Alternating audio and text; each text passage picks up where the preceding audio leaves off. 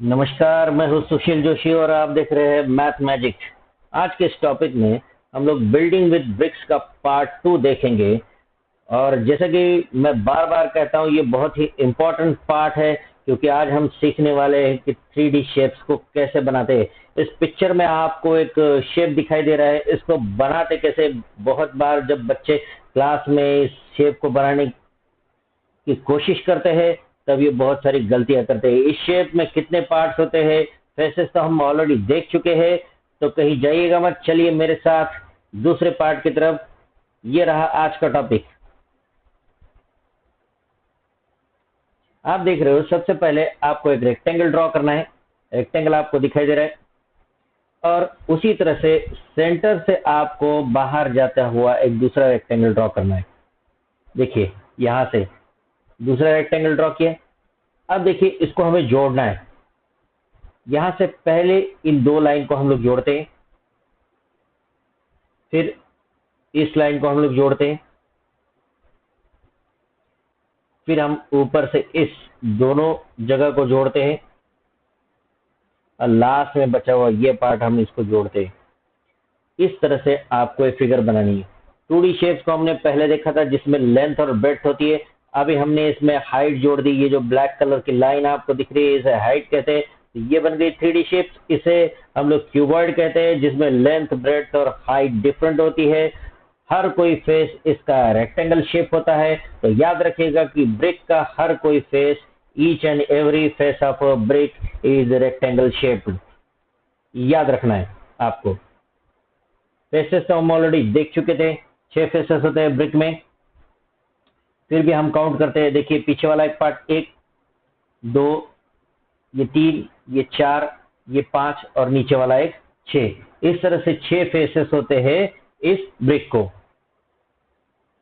अब vertex 8, vertex क्या कहते हैं? यहाँ का जो पॉइंट दिख रहा है आपको बच्चों, ये लाइन जोड़ रही है इस पॉइंट को, और ये लाइन जोड़ रही है। तो यहाँ पे जो पॉइंट बनता है उसे वर्टेक्स कहा जाता है और इसका प्लूरल फॉर्म होता है वर्टाइसेस। तो कितने वर्टाइसेस होते हैं? 8 वर्टाइसेस होते हैं। हम लोग देखते हैं 8 होते हैं कि नहीं। तो अभी मैं आपको बताता हूँ। 8 में नाम देता हूँ ए, यहाँ पे बी, सी, डी, 4 ऊपर की तरफ बन गए। ई, एफ, जी, एच,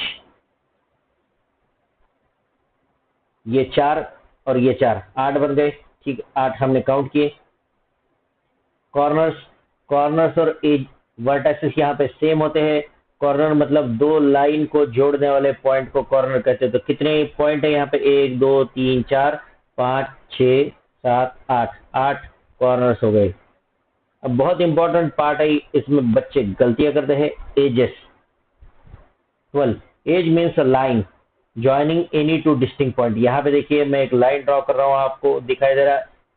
यहाँ पे ए और बी दो पॉइंट को जोड़ने वाली इस लाइन को एज कहा जाता है। अब ये लाइन हम काउंट करेंगे, तो आपको क्या करना है? सबसे पहले हम लोग अपर पार्ट से स्टार्ट करते हैं काउंट करना। तो मेरे साथ आपको काउंट करना लिखना है। 1, 2, 3, 4। अपर साइड में 4, नीचे की तरफ आते हैं 5, 6, 7, 8, नीचे की तरफ 4, 8 हो गए। अब बची हुई लाइंस को हम लोग देखते हैं। यहाँ पे होगा 9, ये लाइन देखिए मैं मार्क कर रहा हूँ। ये ब्लैक लाइन देखिए, यहाँ पे मार्क कर रहा हूँ मैं 10। इस लाइन को मैं मार्क कर रहा हूँ, यहाँ पे देखिए ये लाइन देखिए, ये सीधी आ रही है BF, ये हो गई 11। और बची हुई हमारी ये लास्ट वाली लाइन 12, इसको मैं मार्क कर रहा हूँ। आप कर्सर की तरफ देखिए, ये लाइन CG, ये 12। तो एजेस कितने हो गए? 12। अब इनकी डेफिनेशन फिर से एक बार रिवाइज करते हैं within a minute. Vertex, the common point where the two lines meet, ये आपको लिखना है। Corner, the common point of two lines is called corner. यहाँ पे देखिए common point of two lines, AB को देखिए, AB और E और AD, कोई भी दो लाइन लीजिए, इसका जो कॉमन पॉइंट है उसे कॉर्नर कहा जाता है। Edge, the line which joins any two distinct point on the figure। दो अलग अलग पॉइंट को जोड़ने वाली लाइन, देखिए ए और बी को जोड़ रही है लाइन, तो इसे एज कहा जाता है। तो 12 एजेस होते हैं, ये भूलना नहीं है, अच्छे से याद रखना है और लिखना है। नेक्स्ट आर्टिकल की तरफ चलते हैं हम लोग। हमें पहचानना है इसमें से ब्रिक कौन से शेप है, ब्रिक कौन से है। तो आप क्लियरली देख सकते हो ये रेक्टेंगल, ये और ये तीनों आपको ब्रिक के शेप दिखाई दे रहे हैं। इसमें आप देखोगे तो ये और ये भी एक रेक्टेंगल, लेकिन थोड़ा सा डाउट है इसमें कि ये स्क्वायर शेप हो सकता है ऊपर का, तो इसे मैं नहीं लूंगा। तो ये दो फिगर्स आपकी क्लियर दिखती है कि रेक्टेंगल शेप में है।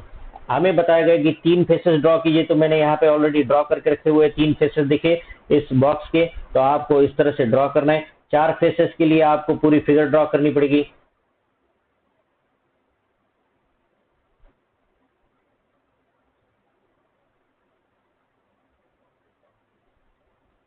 ये पूरी फिगर आपको यहाँ पे ड्रॉ करनी पड़ेगी, इसीलिए इस तरह से आपको ड्रॉ करना है। नेक्स्ट फिगर की तरफ चलते हैं हम लोग। यहाँ पे देखिए 2 वॉल्स आपको दिखाई दे रही है। हमें पूछा गया कि कौन सी वॉल स्ट्रॉन्गर है इसमें। आपको मैं 20 सेकंड का समय देता हूँ पढ़ने का। Wall that will not fall.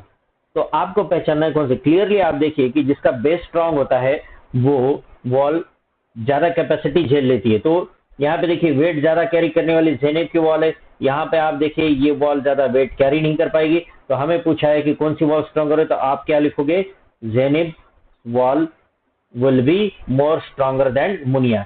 look at for walls where you can see the different brick pattern। अभी हम लोग देखते हैं कि different brick pattern किस तरह के होते हैं। तो चलिए नेक्स्ट आर्टिकल की तरफ। यहाँ पे देखिए क्लियरली आपको 3 फिगर दिखाई दे रही है, तीनों अलग अलग ब्रिक पैटर्न में है और नीचे हमें मैच करना है इन तीनों के साथ।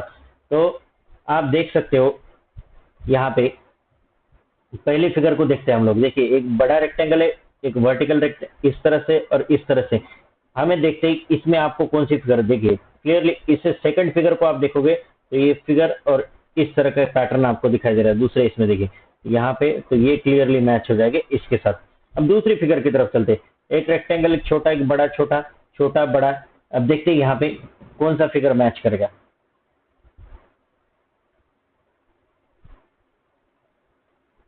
सेंटर में एक बड़ा रेक्टेंगल है देखिए, और यहाँ पे 2 छोटे रेक्टेंगल, एक छोटा रेक्टेंगल, एक छोटा रेक्टेंगल।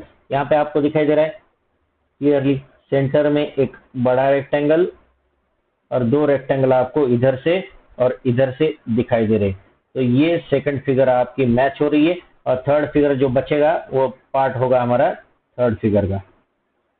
क्लियरली सेम पैटर्न आपको दिखाई दे रहा है इसमें। तो आप मैच कर सकते हो इस तरह के फिगर्स को कि किस तरह ये दिखाई देंगे फिगर्स। तो हमें समझ में आता है कि इस तरह से मैच करना। हम नेक्स्ट आर्टिकल की तरफ चलते हैं और आज हम लोग इतना ही देखेंगे आज के इस टॉपिक में, ब्रिक पैटर्न। अभी हम लोग नेक्स्ट टॉपिक की तरफ चलने से पहले जस्ट रिवाइज करते कि हमने क्या देखा। हमने एक 3D शेप देखा है कि जिसमें लेंथ, ब्रेड्थ और हाइट होती है, उसे क्यूबॉइड कहते हैं। उसमें 6 फेसेस होते हैं, कॉर्नर्स 8 होते हैं, वर्टाइसेस 8 होते हैं और एजेस 12 होते हैं। कॉर्नर्स, एजेस और वर्टाइसेस की हमने डेफिनेशन सीखी है। तो आज के टॉपिक में बस इतना ही। नेक्स्ट पार्ट में हम लोग जाली पैटर्न और झरोका पैटर्न के बारे में पढ़ाई करेंगे। Thank you.